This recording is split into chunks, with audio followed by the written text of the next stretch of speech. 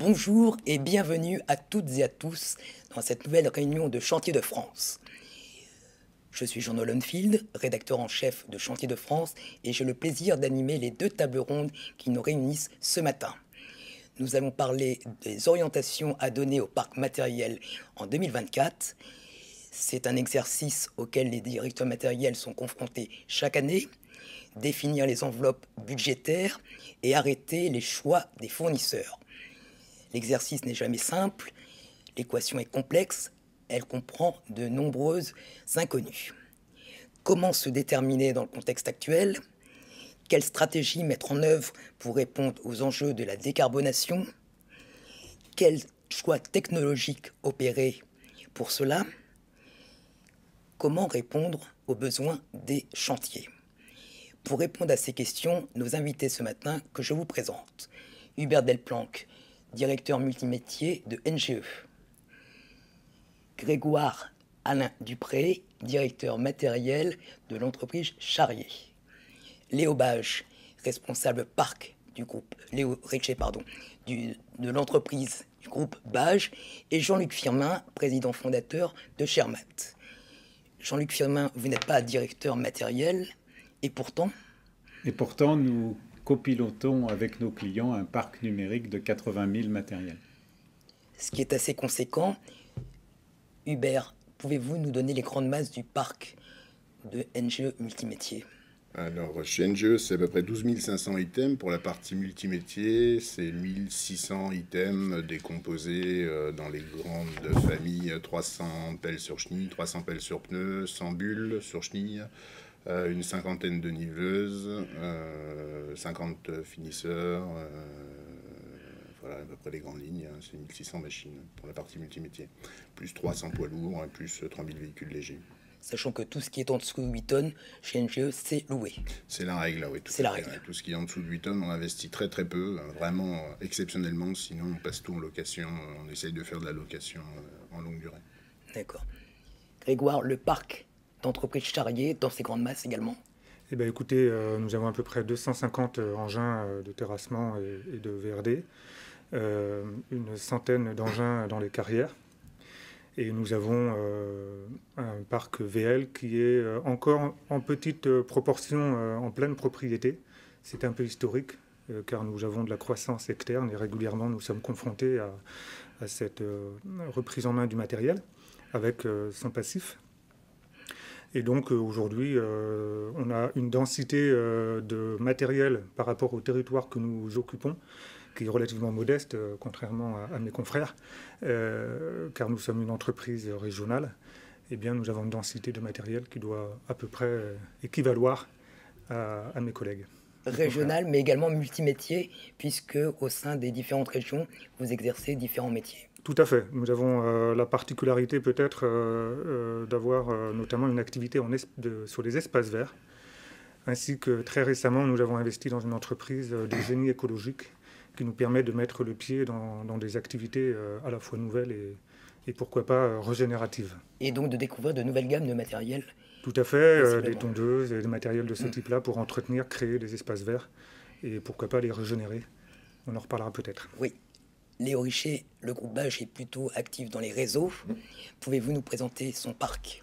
Nous, sur le parc, on a à peu près 1000 lignes de matériel avec 150 poids lourds, 150 engins, 300 fourgons et petits bennes à peu près, 150 voitures et 200 remorques à peu près. On peut comprendre que les matériels, c'est plutôt du compact. Oui, exactement. Nous, on n'a rien au-dessus de 10 tonnes en pelle à pneus. On fait tout ce qui est réseau sec et réseau humide. Et on est répartis sur toute la façade ouest de la France. D'accord. Et c'est un parc que vous avez en propriété. Quel est votre rapport à la location? On loue pareil tout ce qui est petit matériel, mais la majorité du parc est en propriété. Ouais. D'accord. Les perspectives d'activité sont différentes d'une entreprise à une autre, d'une région à une autre, d'une spécialité à une autre. Chez NGE, vous êtes plutôt en croissance. Comment vous accompagnez cette croissance en termes d'investissement matériel? Alors, c'est un peu le sujet actuel, puisqu'on est en train de recenser un peu les demandes de nos exploitants sur l'ensemble du territoire français et quelques sujets en grands projets qui se profilent sur la France. Donc effectivement, je pense que comme beaucoup, il va falloir qu'on réinvestisse du matériel assez conséquent des tombereaux rigides, des échelons de scrap, des dumpers articulés de 50 tonnes ou 40 tonnes, des pelles de 80 tonnes, sur les gros chantiers à venir qui se profilent sur 2024 ou 2025. Donc du matériel de production. Matériel de production, tout à fait. Nous sommes aussi en développement sur l'activité paysage. Donc on achète aussi de la tondeuse comme nos amis.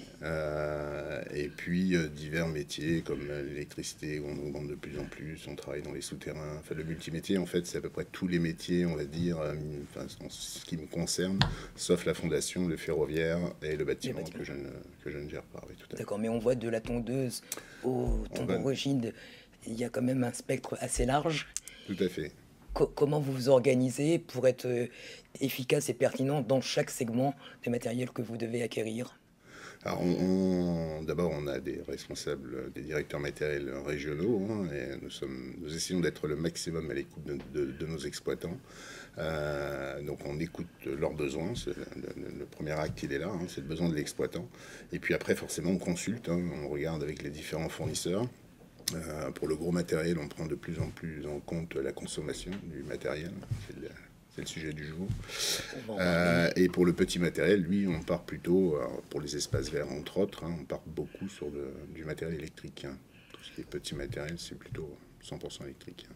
Grégoire, Entreprise Charrier est également en croissance. Croissance, vous l'avez dit, métier, avec des acquisitions. Expansion géographique également. Quelles sont vos intentions en termes d'investissement pour l'année prochaine? Je précise que vous êtes nouvellement arrivé dans l'entreprise, mais que vous avez un passé professionnel qui fait que pour vous, l'exercice doit être relativement simple. Relativement simple, je n'irai pas jusqu'à là, mais effectivement pas nouveau. Même si l'entreprise Charrier, avec ses activités assez particulières, un peu comme mes confrères, on a de l'espace vert, mais on a aussi du génie civil, des travaux fluviaux.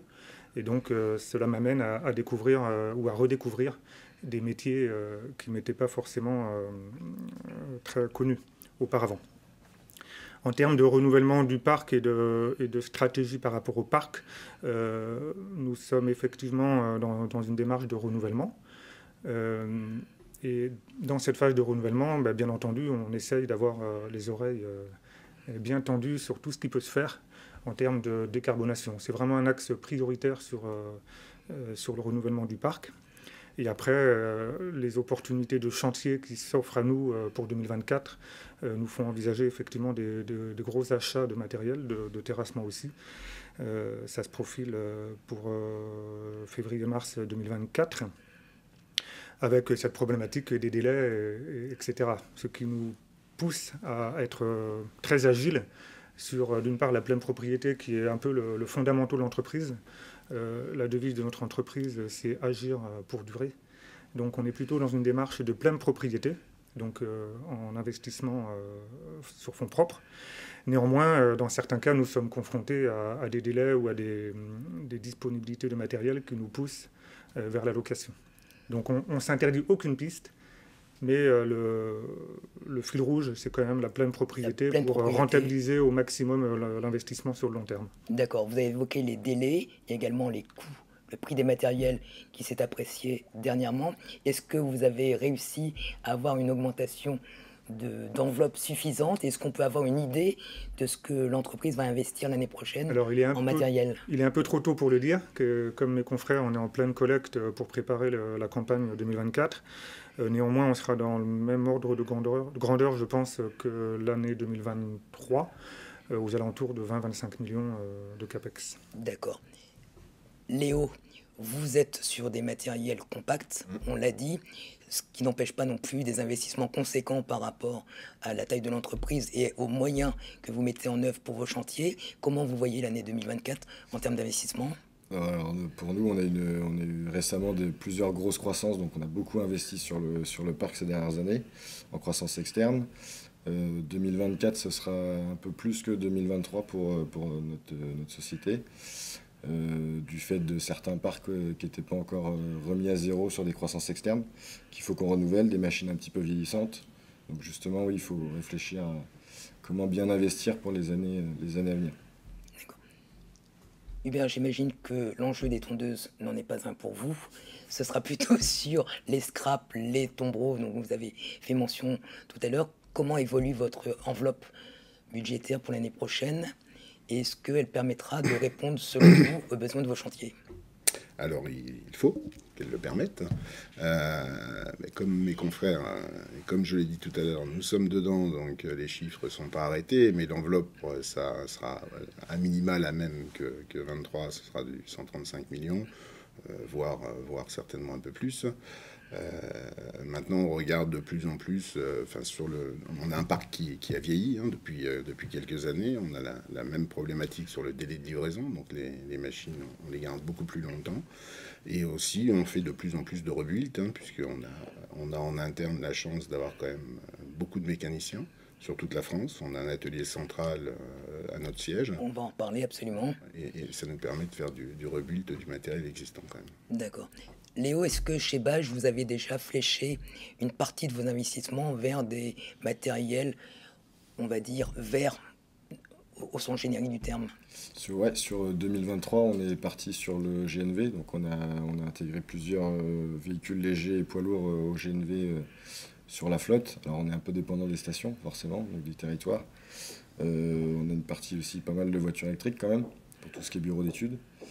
Et il reste la partie chantier où justement on est en plein test de plusieurs machines pour essayer de trouver les meilleures solutions en termes de productivité et rentabilité aussi sur le chantier. Des matériels électriques? Oui. D'accord. Donc concrètement, vous avez fait un test de ces matériels pour évaluer leur fiabilité? Exactement. Alors nous, c'est plutôt léger et compact, donc ça va être sur de petits matériels type pilonneuse et plaques et mini-pelles.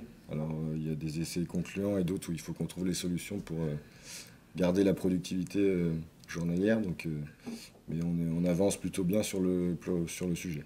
D'accord, donc schématiquement, vous fléchez électrique pour les petits matériels et plutôt biogaz et électrique pour les véhicules légers et utilitaires.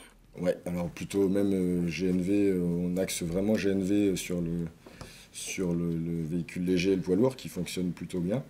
L'électrique est réservé plutôt aux petits VL type BE comme je vous ai dit. Et il va rester une solution sur les engins qui doit permettre de garder la productivité et de suivre ce qu'il faut avec les engins. Entreprise Charrier dispose de matériel léger mais également lourd. Est-ce que vous arbitrez vos choix à peu près sur les mêmes ressorts? Tout à fait, tout à fait. On est à l'écoute de toutes les opportunités sur la décarbonation. Oui. Donc ça passe par l'électricité. Demain, sans doute, l'hydrogène. Nous avons déjà mis le pied dans ce chapitre-là avec un tracteur que nous avons transformé grâce à un partenaire qui maintenant est 26 en Vendée. Et nous continuons à travailler sur ce matériel-là pour essayer d'accompagner finalement les constructeurs et la profession pour décarboner via ce carburant un peu nouveau, en tout cas sur le marché. Après, sur la partie électrification et la partie concrète de nos investissements de 2023, même auparavant et pour demain, clairement, l'électricité est une énergie relativement facile. C'est vrai qu'en France métropolitaine, ce n'est pas le cas de l'outre-mer, il y a une énergie qui est décarbonée via le mix énergétique nucléaire de notre production française, enfin métropolitaine. Donc c'est vrai que c'est une véritable opportunité pour pouvoir décarboner assez facilement, contrairement à d'autres pays. Donc nous avons cette force, autant la mettre à profit. Et donc aujourd'hui, en termes de matériel électrique, on se tourne vers l'électroportatif, vers les petits matériels, qui, par la même occasion, deviennent de plus en plus robotisés aussi. C'est-à-dire que des tondeuses robotisées, etc., ça commence à vraiment percer le marché et nous permettent finalement d'alléger les matériels et donc de rendre compatible l'électrification du parc. D'accord. Moins de solutions pour les matériels de production.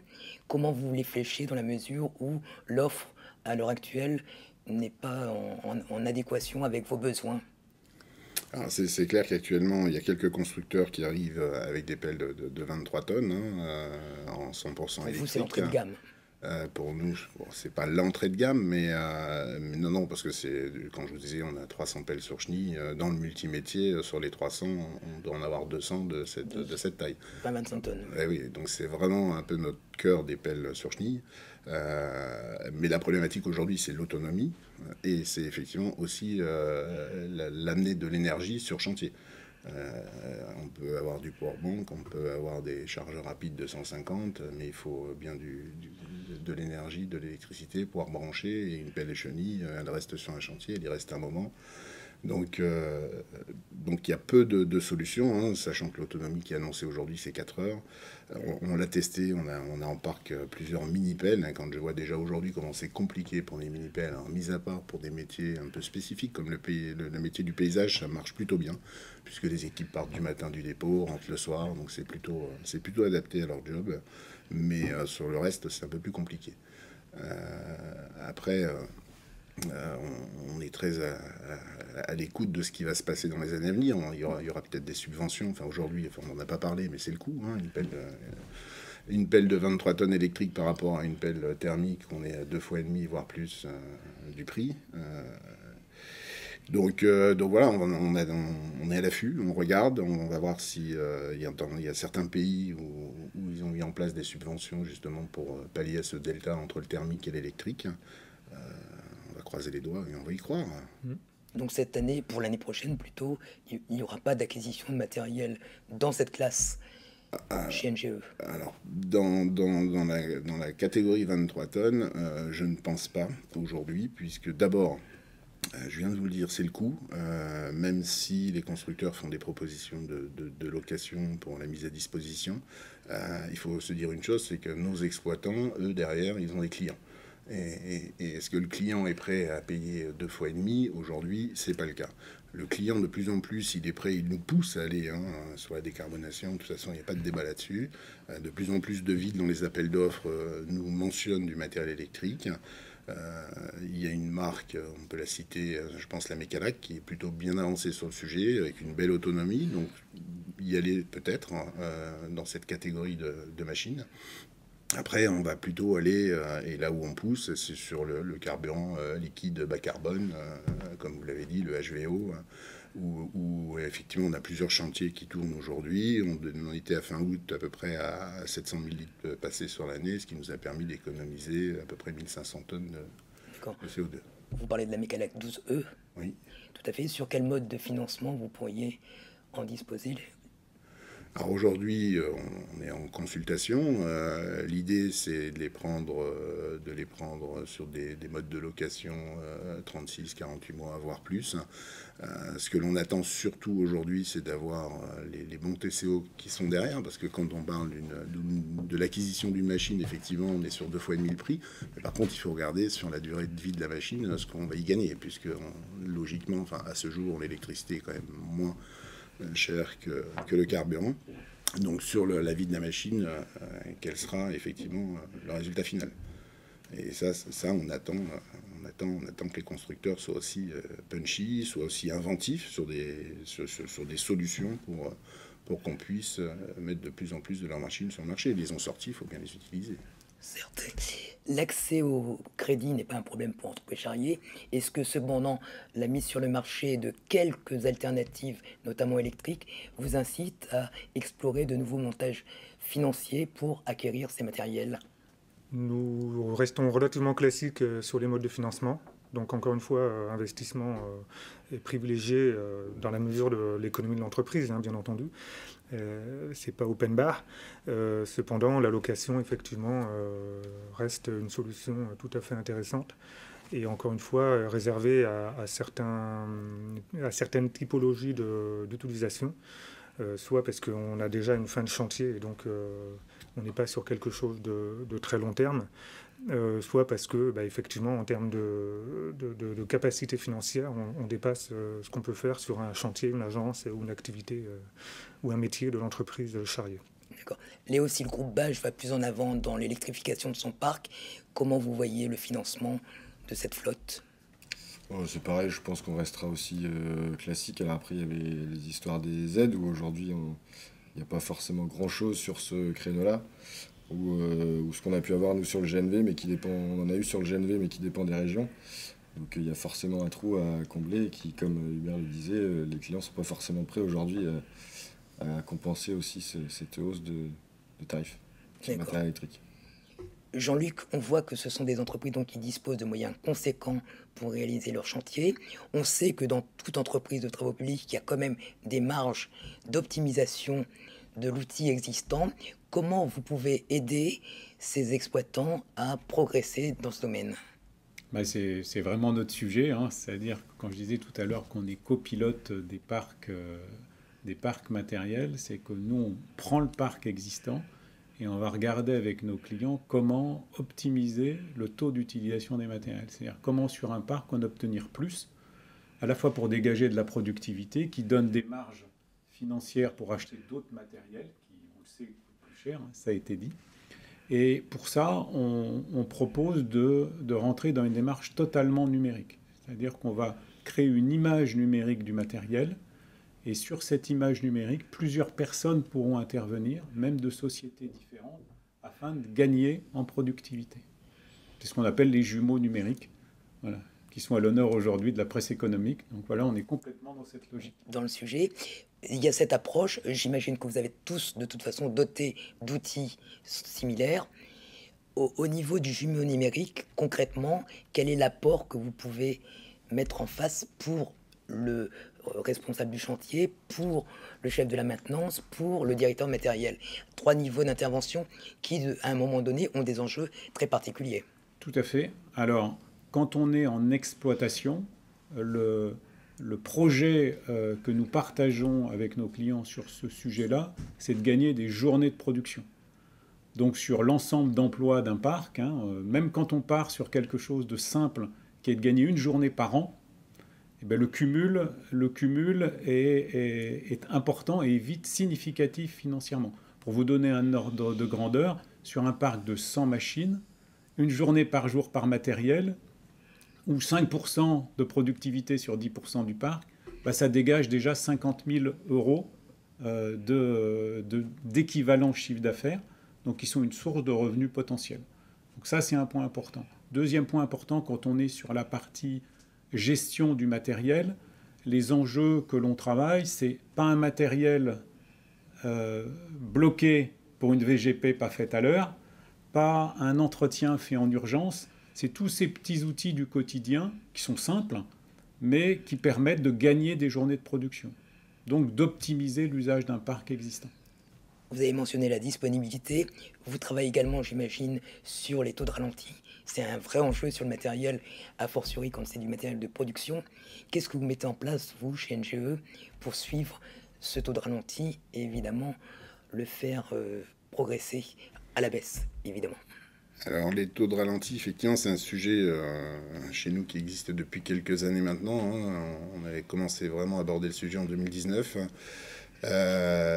Donc on utilise la télématique, hein, les remontées télématiques des équipements. On a un partenariat avec Hibou où on prend, Hibou récupère la donnée des 30 constructeurs que l'on va avoir et nous transmet tout ça sur un joli fichier qui nous permet d'avoir un beau tableau de bord avec l'ensemble des données, ce qui nous permet d'avoir le parc, la consommation du carburant, les temps d'utilisation et tout ce qui s'ensuit. Et ça nous permet effectivement de suivre les taux de ralenti. Donc on fait des grosses actions et là on est vraiment aidé par les exploitants, hein, puisque avant tout les machines aujourd'hui sont équipées, les machines récentes de start and stop ou autres, pour que la machine s'arrête seule, mais elles ne sont pas toutes rétrofitées, elles ne sont pas toutes dans ce cas. On a la problématique aussi où la machine va s'arrêter, besoin de la clim, du chauffage. Donc il y a un vrai travail à faire sur l'utilisateur. L'utilisateur, c'est le chauffeur. Donc on est assez présent au niveau des chauffeurs pour les accompagner sur le sujet, pour leur expliquer le pourquoi. Depuis 2019, on a dû démarrer à 35% de taux de ralenti, ce qui est quand même important, hein. Le taux de ralenti, c'est une machine qui tombe en ralenti, qui n'est pas en production. Donc c'est primo du CO2 pour rien, et c'est secondo du carburant. Donc économiquement parlant, il vaut mieux éviter que le moteur tourne. Fin 2022, on était à peu près à 27-28%. À fin août, là, on arrive à 24-25% de taux de ralenti. Donc on a gagné à peu près 10% de taux de ralenti de 19 à fin août 2023. Sur 2022, ça pesait à peu près 850 tonnes de CO2 non émis. Chez Entreprise Charrier, est-ce que vous avez des remontées de cet ordre-là? Tout à fait. Le ralenti, de la même manière, est un sujet un peu qui fâche, parce que c'est vrai que c'est des heures de machines qui s'envolent en fumée. C'est le cas de le dire. On a calculé sur l'année, le ralenti, si on baissait de 5% le ralenti, ce serait en gros une machine par an qu'on pourrait économiser en nombre d'heures, donc à peu près 15 000 heures économisables. 3% même. 3%, avec 3% de ralenti en moins, on pourrait économiser une machine par an. Donc la prise de conscience est en train d'être faite par tous les collaborateurs au niveau du comité de direction jusqu'au chantier. Et c'est un sujet qu'on va prendre à bras-le-corps, qu'on va continuer à prendre à bras-le-corps. Encore une fois, c'est récent dans l'entreprise, donc je reprends tout le travail qui a été fait en amont par mon prédécesseur et son équipe. Le ralenti est clairement un sujet à la fois matériel mais comportemental, donc l'accompagnement des chauffeurs est un des axes stratégiques. Et donc pour cela, pour accompagner l'humain, il faut de l'humain. Donc on a des formateurs internes dont on va renforcer les équipes pour pouvoir atteindre nos objectifs qui s'orientent vers 25-20%, qui serait déjà bien. D'accord, donc il n'y a pas que le matériel qui peut contribuer. Non, certainement pas. Également, il faut que tout le monde y contribue. Les opérateurs et l'ensemble des intervenants dans cette chaîne matérielle. Les exploitants étant en interne facturés à l'heure, ils sont directement intéressés par l'économie qu'ils peuvent faire, parce que une heure de moins, surtout si c'est une heure de ralenti, donc a priori improductif, c'est autant d'argent gagné sur le chantier, donc pour le client et pour la marge, etc. Mais ça, c'est un débat interne. Léo, avec du petit matériel, est-ce que c'est plus compliqué de sensibiliser vos chantiers à l'enjeu, et est-ce qu'ils sont plutôt moteurs dans la démarche de conversion du parc? Alors nous, on avait un petit peu plus de retard que mes confrères. On a tout juste l'année dernière validé le déploiement du coup de Chermat sur tout le groupe. Donc on commence là depuis le début d'année à avoir de la remontée télématique centralisée qu'on peut analyser, donc taux de ralenti, taux d'utilisation. Sur le petit matériel, alors c'est aussi facile. Le gros sujet, c'est que les nouvelles technologies, il y a ce qu'il faut pour couper les moteurs, les start and stop, etc. Et comme mes confrères disaient, c'est vraiment la culture du chauffeur. Lui expliquer que voilà, ça s'optimise, derrière ça a un coût. Et la télématique, justement, les valeurs, les données, nous aident à faire ça, mais il faut quand même utiliser après le discours qu'il faut avec les chauffeurs. D'accord. Jean-Luc, dans votre système, vous séparez, vous distinguez la consommation du matériel, de la machine, du carburant utilisé. Est-ce que vous pouvez nous expliquer pourquoi ces deux niveaux de lecture? On a le niveau de lecture que l'on fait. Il y a à la fois sur la consommation, on est beaucoup concentré sur la mesure des émissions de CO2, puisque dans la plupart des demandes qu'il y a aujourd'hui, c'est de ressortir les émissions de CO2 en utilisation. Pour ça, on a travaillé sur les standards de l'ADEME et les obligations réglementaires. Et dans le tableau de bord de notre application Chermat, on sort le scope 1 et le scope 3. Le scope 1, c'est l'usage du matériel, et le scope 3, c'est l'amont lié au carburant qui est utilisé. C'est pour ça qu'on ressort ces deux chiffres. Après, sur le ralenti par rapport à ce qu'on a dit, c'est-à-dire Hubert et Grégoire sont souvent sur des gros matériels qui ont la chance d'être très bien dotés en sortie de data.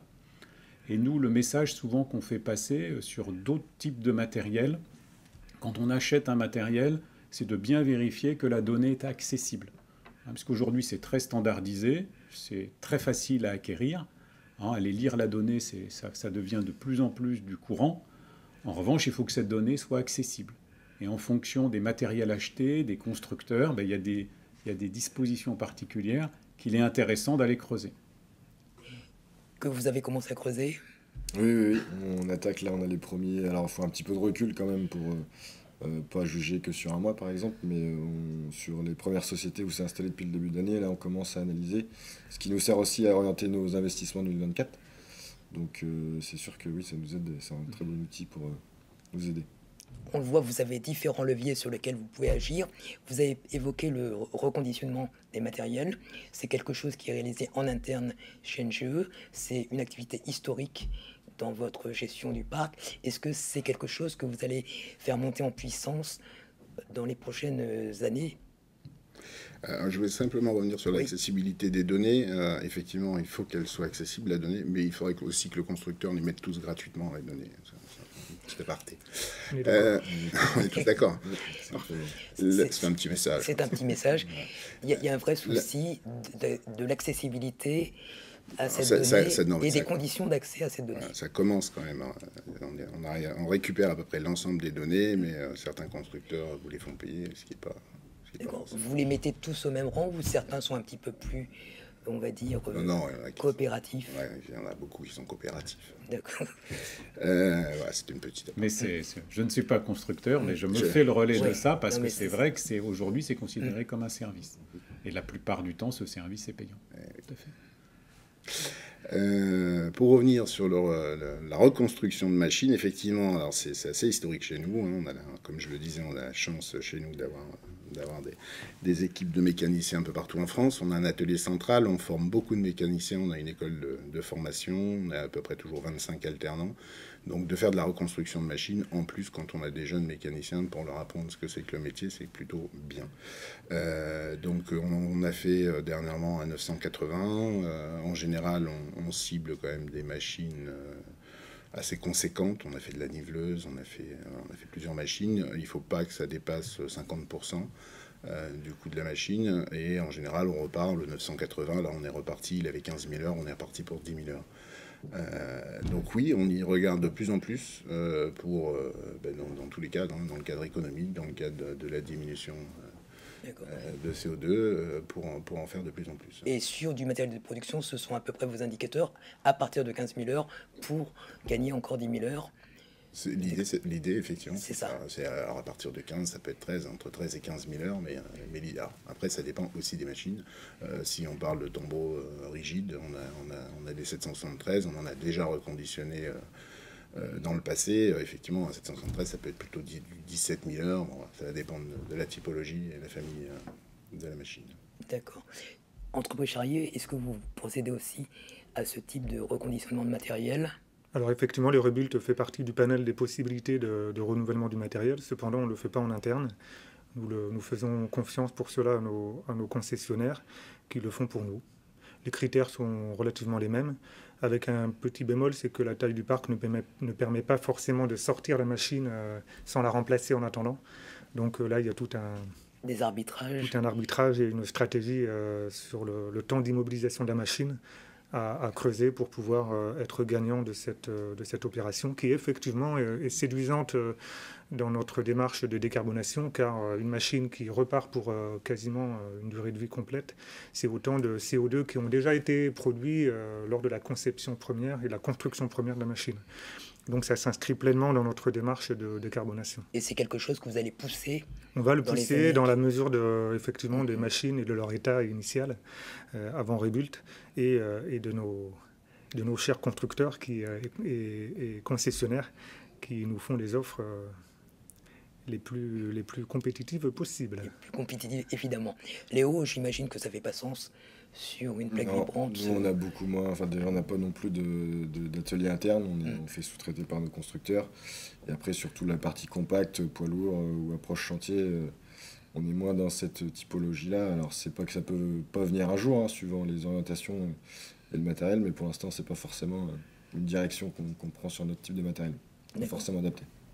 En l'absence de matériel à énergie alternative, on va rester sur du classique. Est-ce que NGE a testé les biocarburants? On entend beaucoup parler du HVO. Donc maintenant, beaucoup de gammes, notamment de matériel de production, sont compatibles. Est-ce que pour vous, c'est là aussi une voie d'amélioration? Oui, c'est une voie d'amélioration. On a testé et on teste toujours du carburant liquide bas carbone. On le teste sur des chantiers. Pratiquement toutes nos stations internes aujourd'hui sont en carburant bas carbone. Sur 2023, on avait ciblé à peu près 1 million de litres. Je pense qu'on y arrivera. On était à 700 000 à fin août en biocarburant. Ça nous permet effectivement aussi de diminuer nos émissions. Par contre, on en revient toujours un peu au point de départ. On le fait si le client aussi nous accompagne. Il y a le coût. Il y a un surcoût, effectivement, surcoût. de l'ordre de 20 centimes d'euros le litre, Voilà, ça va que vous arrivez à répercuter à certains de vos clients. Tout à fait. Mais c'est certains de nos clients qui nous demandent d'ailleurs aujourd'hui de faire le chantier en biocarburant. D'accord. Donc ça reste encore assez anecdotique, hein, mais de plus en plus, on peut avoir des demandes de ce type. Et ce qui veut dire que la disponibilité est à peu près partout en France, Alors, sur vos chantiers. Sur les stations internes que l'on a, c'est assez facile parce Oui. qu'on a c'est des porteurs. On maîtrise et c'est des porteurs. Donc en fait, on fait livrer un porteur et là, il n'y a pas trop de soucis. On arrive à faire livrer sur le territoire français. Sur la partie prestation, livraison sur chantier, c'est un peu plus compliqué. D'abord, le carburant liquide bas carbone n'est pas considéré comme un carburant, donc on ne peut pas l'emmener à faire du bord-engin. Donc il y a une demande de dérogation qui est à faire au niveau du ministère. Mais on le fait sur des chantiers. Et je pense qu'aujourd'hui, on va dire, on est à 50% sur le territoire où on arrive à se faire livrer en bord-engin. Mais on est loin de pouvoir faire livrer tous les chantiers. Alors déjà, il y a la problématique de la disponibilité du produit, et puis effectivement la situation géographique et la logistique qui rentrent en compte. Complètement. Dans l'Ouest, vous utilisez également du HVO ou d'autres biocarburants? Alors le test a été fait, Oui. Nous avons un camion qui tourne, mais pour le moment on n'a pas appuyé sur ce levier-là pour décarboner. D'accord. On a mentionné votre tracteur qui carbure à l'hydrogène. Tout à fait. Que devient-il? Alors, Est-ce que ce développement appelle d'autres évolutions? Tout à fait, on est votre encore en train de travailler sur le sujet avec, je le rappelle, 26. Oui. Donc il a fait déjà un chantier à la Turballe dans le cadre de la réhabilitation et de l'extension du port de la Turballe sur la côte atlantique. Donc il va être amené à être remis très rapidement sur des chantiers. Voilà. Très rapidement. Oui. D'accord. Vous avez parlé de la logistique. Là, on était sur la logistique du carburant. On peut également parler de la logistique de vos matériels pour servir les chantiers. Jean-Luc, est-ce que vous avez identifié là aussi des marges de progression et de progrès pour les entreprises? Ah oui, on a même échangé avec un prestataire de logistique industrielle qui est dans l'ouest de la France également, qui est intervenu sur un chantier sur l'hôpital de l'île de Nantes et qui a pris en charge toute la partie du transport, de la réception des matériaux sur le chantier, avec une promesse de faire gagner 30% du temps aux exploitants pour qu'ils se concentrent sur leur métier, de travailler aussi sur les problématiques de casse, de perte, de vol de matériel qui resterait sur le chantier, puisque la logistique est complètement sous-traitée et mesurée en matière d'émissions de CO2. Et le point important, pourquoi on s'est intéressé à ça, c'est qu'il y a un point précis pour être capable de travailler avec des logisticiens industriels, c'est la data, la donnée. C'est-à-dire comment on sort la donnée des outils métiers de la construction et qu'on la transfère sur les outils métiers de la logistique. Parce que tout l'enjeu est d'amener le matériau ou le matériel au juste moment pour que l'exploitant l'utilise. Et là, s'il n'y a pas un échange de données qui se réalise entre ces deux métiers, eh bien, on n'y arrive pas. Donc c'est pour ça que nous, on s'intéresse à ça, puisque le concept du jumeau numérique, c'est justement de pouvoir transférer les informations dont on a besoin, mais c'est un vrai enjeu. La data interopérable, c'est un vrai enjeu. Au sein de la direction matérielle, vous avez des moyens humains conséquents. Vous avez aussi la réputation d'être assez agile et réactif. Comment vous pouvez optimiser la logistique de vos chantiers à l'heure actuelle? Alors, sur les chantiers où on est en propre, je dirais que c'est plutôt facile parce qu'on fait des plannings opérationnels chaque semaine, nos exploitants se réunissent et on va dire que c'est plutôt organisé. Les chantiers où on est en participation, et on en a quand même quelques-uns, c'est toujours un peu plus compliqué parce qu'on est avec des partenaires, des confrères. Et là, ce qui est compliqué, et là où il y a vraiment une marge de progrès, c'est sur toute la partie, alors il y a les matériaux et il y a la partie location. En fait, je vous dis, on a un parc conséquent chez NGE, mais on loue en parallèle énormément. On loue, déjà on loue tout le petit matériel, comme vous l'avez dit, inférieur à 8 tonnes, et on loue beaucoup de machines avec opérateurs. ça doit être à peu près 70 millions, 80 millions par an de machines avec opérateur. Ça, c'est pas trop le débat, mais c'est tout ce petit matériel qu'on va louer pour 60 millions. Nous, on va louer une mini-pelle. Il va y avoir nos confrères à côté qui vont aussi louer un petit compacteur. Et en fait, vous avez 2 camions qui vont arriver parce que c'est 2 entités différentes. Donc on essaye de travailler pour essayer d'optimiser un peu ce sujet, pour qu'on essaye soit de louer tous au même endroit, de faire livrer en même temps, d'avoir qu'un seul camion pour une livraison. Dans cette période effectivement de transition où vous quittez un modèle éprouvé pour aller vers une nouvelle approche du matériel avec des énergies nouvelles, est-ce que le recours à la location va augmenter justement pour limiter les risques face à ces choix technologiques qui sont encore à déterminer? Alors, le recours à la location chez nous, il a déjà augmenté depuis quelques années et il continue d'augmenter parce que forcément on est en croissance sur toute cette partie de matériel inférieur à 8 tonnes que l'on n'investit plus.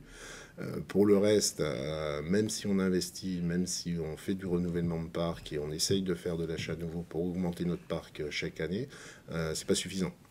Donc on fait forcément appel à de la location extérieure.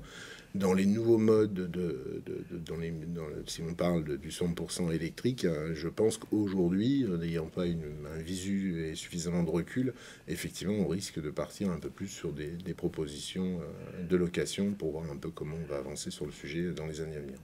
D'accord. Par rapport à ces enjeux technologiques, est-ce que vos fournisseurs sont appelés à évoluer? Est-ce que vous allez vous concentrer sur certains qui ont déjà montré ou vous ont proposé des solutions assez avancées? Comment vous allez évoluer dans ce domaine-là? Alors c'est un peu trop tôt pour le dire, puisque là les phases de consultation sont en cours. On va rester sur nos interlocuteurs classiques, comme on les connaît bien, ils nous connaissent bien et ils nous accompagnent avec efficacité. En tout cas, c'est ce qu'on leur demande. Mais encore une fois, aucune porte n'est fermée sur des nouvelles technologies et il faut savoir laisser entrer des nouveaux interlocuteurs avec leurs technologies propres.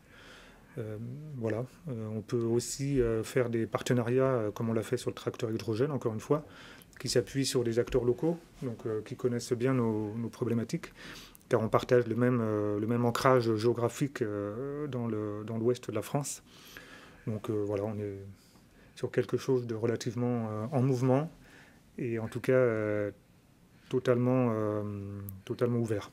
Ces fournisseurs vous proposent évidemment le matériel. Est-ce qu'ils vous proposent également l'écosystème à mettre en place autour de ce matériel, sachant que, on l'a bien vu, ces conditions d'utilisation et d'exploitation sont complètement différentes? Oui, tout à fait. Alors sur la partie électrique, aujourd'hui, j'ai pas encore assez de recul et surtout, je partage pas l'inquiétude, mais l'interrogation sur comment on va pouvoir demain approvisionner nos machines électriques qui sont énergivores quand on voit les puissances installées sur ces bécanes.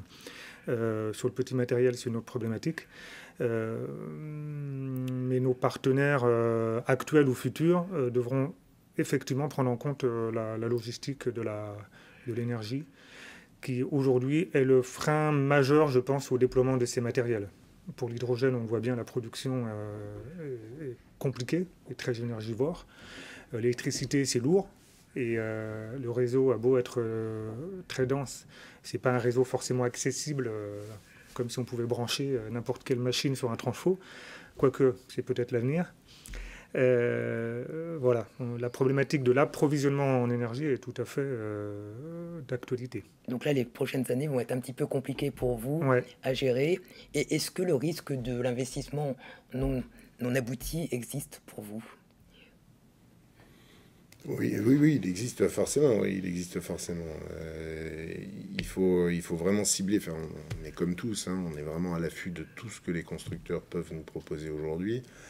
Et alors, non seulement ce qu'ils peuvent nous proposer, ce qu'ils peuvent nous proposer comme solution, et solutions sur du long terme. Donc, ce qui est clair, c'est que l'on ne veut pas. Voilà, on attend tous l'arrivée de l'hydrogène. On parle de l'électrique, mais on sait tous que l'hydrogène chemine aussi. C'est loin d'être abouti, mais on va voir comment ça... À quelle échéance vous la voyez-vous arriver sur vos chantiers? Je pense d'ici 4-5 ans, je pense 2030, ça devrait arriver sur nos chantiers. Grégoire. C'est déjà le cas pour nous, on y est déjà, mais bon, des transitions énergétiques comme celle-là, effectivement, sont assez difficiles à prévoir. On a vu, il y a aussi des problématiques, je dirais, géopolitiques sur la partie.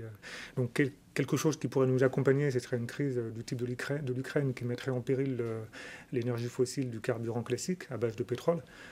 Si ça arrive, clairement, l'électricité et l'hydrogène pourraient revenir en force. Mais le temps que les industries se mettent en place, il y a quand même un peu de travail. Il y aura une inertie. Léo, vous, l'hydrogène, c'est pas dans le court terme, ni peut-être à long terme. Comment vous voyez le parc du groupe Bage évoluer dans les années qui viennent?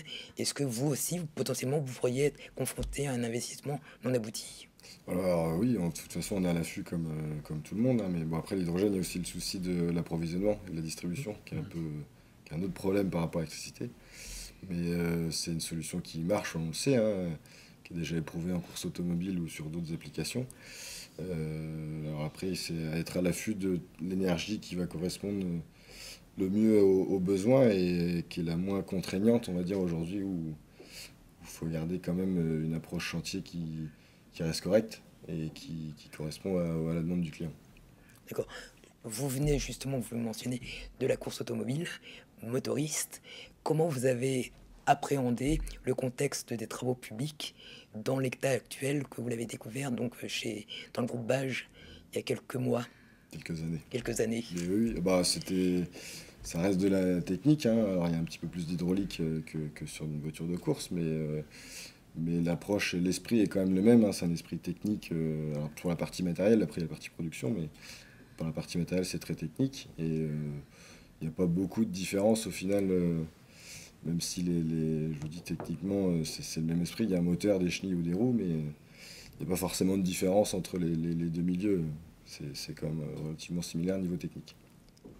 Hubert, est-ce que des primes, des avantages fiscaux à l'acquisition de ces matériels pourraient déclencher chez vous une stratégie d'investissement plus organisée, on va dire?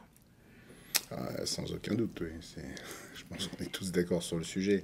Sans aucun doute, ça se fait, comme je le disais tout à l'heure, ça se fait dans d'autres pays. Et c'est clair que si on prend aujourd'hui les machines électriques qui sont sur le marché, qui sont proposées et qui sont un peu abouties, on va dire, en temps d'autonomie, parce qu'il ne faut pas non plus... dans nos métiers, 4 heures d'autonomie, ça ne suffit pas. Il faut plutôt 6-7 heures, un minima. Mais si demain nous avons des subventions pour nous accompagner, effectivement, je pense qu'on pourra avancer un peu plus vite sur le sujet. Alors, sur les années à venir, de toute façon, c'est clair qu'on parlait de l'hydrogène, mais c'est un mixte en fait. On a besoin de tout type d'énergie sur les 4-5 ans qui vont venir. On continuera à avoir du thermique, du bon vieux diesel, de l'électrique, de l'hydrogène qui va arriver petit à petit. Et on n'aura pas trop le choix. On va rester sur toutes ces... Donc on va élargir la palette. On va élargir la palette selon la gamme des produits souhaités. Je pense que, comme on l'a dit, le petit matériel, lui, va plutôt se diriger plus vite sur l'électrique. On en revient toujours à la logistique de toute façon. Le petit matériel, c'est de la batterie, c'est du portatif, c'est plus facile à recharger. Une machine un peu plus conséquente, elle reste sur place sur chantier, il faut emmener l'énergie, on en revient à notre sujet, qui emmène l'énergie, comment on fait pour emmener l'énergie. Tous nos chantiers, malheureusement, ne sont pas... Donc on raisonne par matériel, par application, et peut-être même par zone géographique en fonction de la disponibilité des énergies. Donc là, ça devient assez complexe. Ça devient assez complexe, mais vous l'avez dit, c'est de la transition. Et une transition, c'est jamais facile. C'est jamais facile. Vous avez la même vision Tout à fait, de la complexité qui s'annonce? Oui, c'est vrai que quand j'ai commencé dans les travaux publics il y a 20 ans, je me disais, on va voir cette transition. Aujourd'hui, en 2000, c'était diesel 100%. On savait que le pétrole, un jour ou l'autre, s'arrêterait. Ce sera le cas, sans doute. Quand, je n'en sais rien, parce que toutes les échéances ont été repoussées jusqu'à aujourd'hui. Mais cette transition, ça y est, on est dedans, et j'ai hâte de voir la suite des évolutions technologiques et de pouvoir accompagner et participer à cette transition. C'est vraiment quelque chose de motivant. Et de disposer de cette palette dans laquelle vous pourrez piocher. On va piocher exactement là où notre intérêt se retrouvera. Et donc, affaire à suivre. Messieurs, je vous remercie. Nous allons maintenant passer aux questions des internautes. Pour cela, Mathieu va relayer les questions qui ont été posées pendant les échanges. Mathieu, une première question. Bonjour Jean-Noël, oui, quelques questions au sein de la rédaction et du chat. La première, ça serait à propos de la donnée, on a évoqué son importance. Est-ce qu'aujourd'hui certaines données vous manquent pour établir votre stratégie ? Hubert. Aujourd'hui, on en a, enfin, je vous en ai pas parlé dans ce que l'on est en train de regarder aujourd'hui, c'est d'essayer de développer avec un partenaire un outil de suivi de production. Donc effectivement, il y avait des données qui nous manquaient, donc on travaille sur le sujet pour récupérer ces données manquantes. Le but de cet outil, c'est de savoir chaque soir, ou on va dire chaque matin à 6 heures du matin, exactement la production qu'a fait votre échelon. Savoir si vous aviez suffisamment de dumpers, savoir s'il y a eu beaucoup d'attentes sur les dumpers à l'appel, de pouvoir régler. En fait, vous avez aujourd'hui le chef d'équipe. C'est pas le but de remplacer le chef d'équipe, hein, mais le chef d'équipe, il va passer, il s'occupe de plusieurs échelons. Il va passer à l'instant T, il va pas constater qu'il y a un dumper supplémentaire. Donc, c'est de pouvoir vraiment faire cette analyse le lendemain ou le soir, mais il faut que ce soit réactif. Il faut qu'on ait de l'information très vite pour pouvoir s'adapter au mieux. Et on revient dans de la... Si on arrête une machine parce qu'on s'aperçoit que pendant une journée ou 2 jours, il y a une machine supplémentaire, c'est bon pour tout le monde. C'est bon pour l'économie du chantier, c'est bon pour le CO2, c'est bon pour tous. Donc oui, il nous manque certaines données, on travaille dessus pour vraiment développer ces outils de suivi de production. Oui. Moi, je rebondirais sur ce qu'avait dit Hubert en début d'émission, c'est des fois aussi l'accessibilité. Il y a quand même... la majorité du temps, c'est payant. Certaines fois, on n'a pas forcément accès ou c'est pas encore développé comme il faut. Donc ça peut aussi être un frein déjà pour les données de base sur des véhicules roulants, par exemple, où c'est un peu plus... c'est différent. Mais ouais, l'accessibilité à certaines données déjà chez certains constructeurs. Grégoire, l'accès à la donnée pour vous? Oui, alors il y a plusieurs sujets sur l'accès à la donnée. Déjà, la qualité de la donnée. De quelles données on parle. Quand on parle des ralentis d'un constructeur à l'autre, les normes et les façons de mesurer ne sont pas les mêmes, même d'une machine à une autre.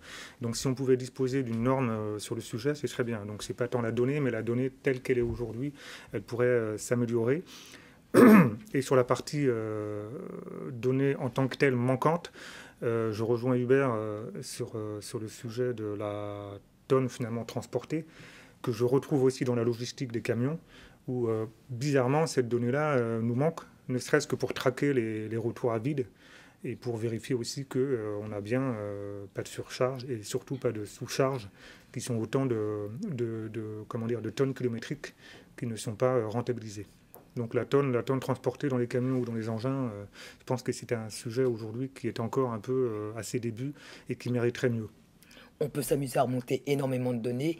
Pour vous, les 3 plus pertinentes? Bon, on en a déjà des bonnes, hein, la géologue, la consommation, le ralenti. Donc la tonne transportée ou le mètre cube déplacé, je pense qu'on est d'accord pour dire que ça manque. Bon, en tout cas, c'est pas trop disponible encore. Celle qui existe mais qui mériterait un traitement un peu renforcé, et pas tant pour l'exploitation en tant que telle, mais plutôt pour la durée de vie et la fiabilité du matériel, c'est toutes les données qui aujourd'hui sont plus ou moins partagées par les constructeurs, à savoir les données d'alerte machine, température moteur, niveau d'huile, etc.